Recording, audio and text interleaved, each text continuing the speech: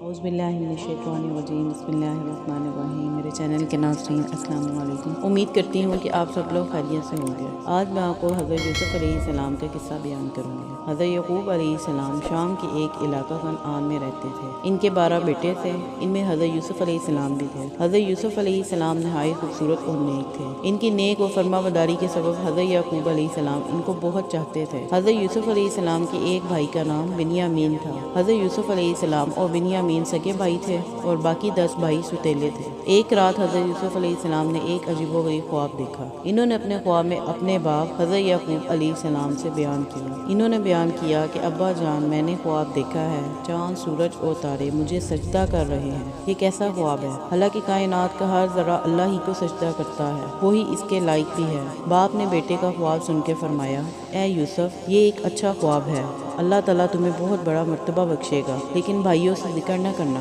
ہو سکتا ہے کہ تمہارے بھائی تم سے دشمنی کریں۔ اللہ تمہیں نبوت عطا کرے گا، جس طرح تمہارے خاندان میں حضرت ابراہیم علیہ السلام اور تمہارے دادا حضرت اسحاق علیہ السلام کو نبی بنایا تھا۔ تم بہت خوش نصیب ہو۔ خواب سننے کے بعد حضرت یعقوب علیہ السلام اپنے بیٹے حضرت یوسف علیہ السلام کو بہت چاہنے لگے۔ ان کے دوسرے بھائیوں میں وہ خوبی نہیں تھی۔ بھائیوں نے دیکھا کہ حضرت یوسف علیہ السلام اپنے باپ کے بہت زیادہ قریب ہیں۔ بھائیوں کے دل میں حسد کی آگ بھڑک اٹھی۔ اس زمانے میں یہ رواج تھا کہ جس گھرانے میں زیادہ افراد ہوں یا جس کی اولاد کی تعداد زیادہ ہو، اسے معاشرے میں برتری حاصل کرتی تھی۔ اسے طاقتور سمجھا جاتا تھا، فتح مندی کی علامت سمجھا جاتا تھا۔ وہ گھرانہ قوت اور فتح مندی کی علامت تصور کیا جاتا تھا۔ ایسے گھرانے کی کسی سے جنگ ہو جائے یا کوئی مصیبت آ پڑے تو وہ قوت کے بل بوتے پر کامیاب ہو جاتا، اور جنگ ہوتی تو فتح حاصل کر لیتا۔ اسی بنا پہ یوسف علیہ السلام کے بھائیوں کو کہنا تھا کہ ہم جسمانی قوت کے مالک ہیں اور بہادر بھی ہیں، اڑے وقت میں ہم کام بھی آ سکتے ہیں۔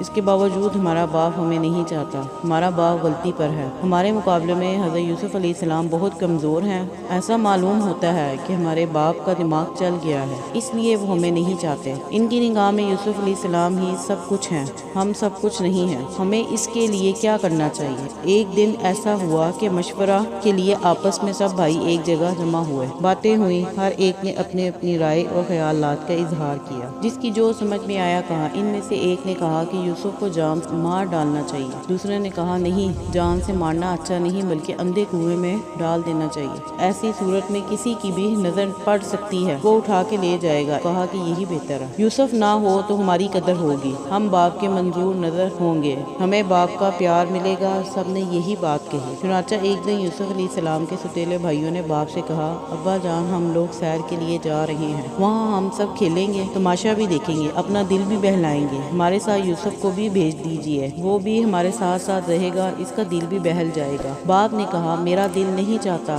میں یوسف کو اپنی نظروں سے دور کروں۔ بیٹوں نے کہا باپ سے کہ آپ کو ہم پہ بھروسہ نہیں ہے، ہم تو یوسف کو بہت چاہتے ہیں، اس سے محبت بھی کرتے ہیں، ہم سب اس کی نگرانی کریں گے، ساتھ لے جائیں گے اور ساتھ ہی لے کر آئیں گے۔ باپ نے بیٹوں سے کہا، اگر تم لوگ لے جاؤ گے تو مجھے غم ہوگا، میں اس بات سے ڈرتا ہوں کہیں ایسا نہ ہو کہ تم غفلت میں رہ جاؤ اور بھیڑیا اٹھا کے لے جائے۔ بیٹے بولے، ہم غفلت نہیں کریں گے، ہم سب ایک ساتھ جا رہے ہیں، اکٹھے سیر کریں گے، ہم سب کے ہوتے ہوئے بھیڑیا کس طرح لے جائے گا؟ باپ نے بیٹوں سے کہا، یوسف کو لے جاؤ اور ساتھ لے کے آؤ، میں انتظار کروں گا۔ سب نے باپ سے اجازت لے لی، یوسف کو ساتھ لیا اور انجانے مقام کی طرف چل پڑے۔ جگہ سنسان تھی، راستہ طے کرتے رہے۔ دور ایک کنواں نظر آیا، بھائیوں میں سے ایک نے کنویں کی طرف اشارہ کیا، آپس میں باتیں ہوئی، سب کنویں کی طرف گئے۔ یوسف علیہ السلام کا کرتا اتارا، سب نے مل کر یوسف علیہ السلام کو کنویں میں دھکیل دیا۔ حضرت یوسف علیہ السلام چیختے رہے مگر کسی کو رحم نہ آیا۔ اس کے بعد کسی جانور کو مار کے اور اس کے خون سے یوسف کا کرتا رنگ دیا، کرتا خون سے لال ہو گیا، اندھیرا ہو چلا تھا۔ سب باپ کے پاس پہنچے،